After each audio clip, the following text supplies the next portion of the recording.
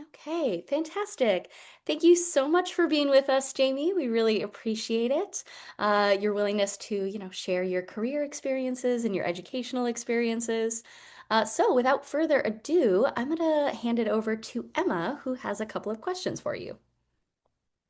Yeah, hi. So I just wanted to first and ask what your pronouns were. She, her. Okay. But for my first question, I just want where did you attend college for your undergraduate degree? Yes, I went to Washington University in St. Louis. Awesome. And what was your minor, or I mean major and minor if you have one? Yeah, so I ended up with a double major. So women, gender, and sexuality studies, which we called WIGS. So if you hear me refer to WIGS, that's what I'm talking about. And then I ended up with a second major in Korean language and culture. And why did you choose women and gender studies?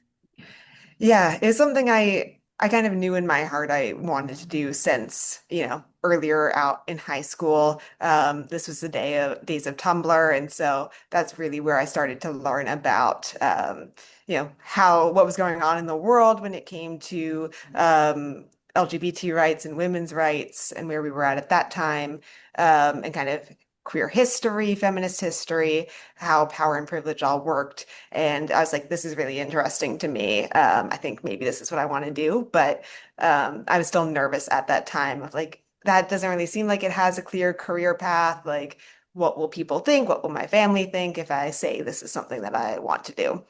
But when I got to college, I took a class or two in wigs, and I was like, "Yeah, this is really what I want to do. I'm just going to go ahead and take the leap, even though I'm a little bit nervous." And luckily, my family ended up being really supportive of it, which I really appreciated. But I just really enjoyed getting to learn a lot more about the history and getting to have my feet in a bunch of different disciplines and not being stuck to like one discipline, which I really appreciate about women and gender studies. Yeah. So what is your current job title? So I'm currently a career coach at a workforce development nonprofit. Cool. And what inspired you to apply for this job? Yeah. So this particular role is, before I was a career coach at another kind of similar organization, but going into this particular version of the role, I was really excited about the opportunity to work with, diverse low-income communities, which I had been, but our model here is a little bit more unique in that we have an apprenticeship program for people who want to become software developers. And I had seen from my previous work working with low income folks who wanted to find higher paying jobs that really getting that initial experience was really tough for them. And so I was really excited about the opportunity that we're able to offer that ability to actually gain hands-on experience in software development before, finding their next role. And so that was something that really drew me to it is like, I'm actually can really make a difference and have that additional piece. And then, of course, getting to work in a new industry as well for me. I did not know anything about software development very much until the past few years. And so getting to work with a different population and who are interested in a different industry was really interesting to me. Awesome. Um, you kind of added a little bit, but what was your path like to get where you are now? Yeah, so after college, I started out working in politics in Missouri. So working first as a door knocker, what we call canvassers, for reproductive rights, and then as a digital organizer on the Senate campaign there. And then from there, looking for my next role, I got involved in a training program for people who wanted to get involved in politics. So people who'd had, maybe careers out before then in lots of different industries who now kind of wanted to follow their passion and get involved and make a difference in the process. And so I got to work on a lot of different parts of that program, from deciding who got to be in the program to helping people through the program, kind of sort of like being a TA, helping people to stay accountable and helping to answer their questions, deciding how the program worked, assessing how it went, and making recommendations on how to improve it, and then helping people find jobs after the program. And I loved getting to do all those different things. but I really did enjoy getting to help people navigate the job market and figure out what they wanted to do, helping them with their cover letters and interview prep, celebrating with them when things were going well and commiserating when things were not going as well. And so I really enjoyed that and decided when the opportunity came up to make that my main thing, really jumped on it and was really excited about it. That's amazing. So what does a typical day look like for you, or what are your day-to-day responsibilities? Yeah, so most days I meet with between 2 to 4 job seekers, usually for about a half hour to an hour each, kind of depending on what their needs are and what works best for them, of how often they want to meet and how long they need to meet for.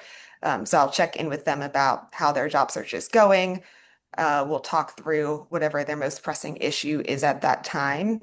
So whether they have an upcoming interview, doing a mock interview with them, getting them ready to go for that. If they've been applying for jobs for a while and haven't heard anything back, kind of being a cheerleader for them and helping them think of different strategies to be more effective in their job search. And then, setting goals of what they want to work on over the upcoming weeks. Outside of those meetings, it's a lot of, other things that I work with to support them. So I, will check in with people over Slack as well, sending them messages there, spend some time reviewing their resumes and giving them feedback, and then checking in on their progress towards their goals each week as well.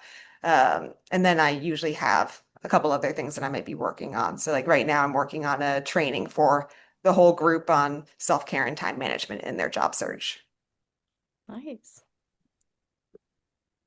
Has having a major in WGS influenced your career or your professional life? Yeah, absolutely. I think, it's helped in a lot of different ways of how kind of the coaching philosophy works is that the other person is really an expert in their own experience. And I feel like that really mirrors what I learned in WGS program of it really opened up my mind to different experiences that other people might have coming from, only knew my own experience growing up and what that was like to then learning a little bit more about like what it is like to be different types of people. So low income, people of color, immigrants, all these different populations that is not part of my own experience. Learning from that and knowing that like other people have knowledge and experiences that I don't have, and being able to collaborate and have empathy for other people's perspectives, as well as be aware of how that difference between us might impact the process and our relationship, and being really mindful of that. Like the fact that I am like a person, seen as a person in power, we try to be like, I'm an expert in job searching, but you're an expert in your own experiences. There can still sometimes be that dynamic that people come in of like, oh, you're the teacher, you're the expert, you tell me what to do. And really helping people to figure out like, no, you are an expert in your own experience too. You have knowledge here that you can bring to the table to make the decisions that work best for you in your life. And getting to making sure that I'm keeping an eye on like, how am I showing up in this space and how am I supporting this other person who may have less positional power than me in some ways. And how has having a major in WGS benefited you on a personal level? Yeah, it's something that it's continued to spark my interest in learning more, in growing continuing to be like a lifelong learner in this area of like can never know absolutely everything. And so I continue to read a lot of books and listen to a lot of podcasts to learn more about different cultures, social groups, keep up with the news because that's always changing. And so it's really sparked that lifelong learning for me. It's amazing. Yeah. And for my last question is, what is some advice you would give a current UNCW student who's considering a minor in women and gender studies? Yeah, I would definitely say like really consider it.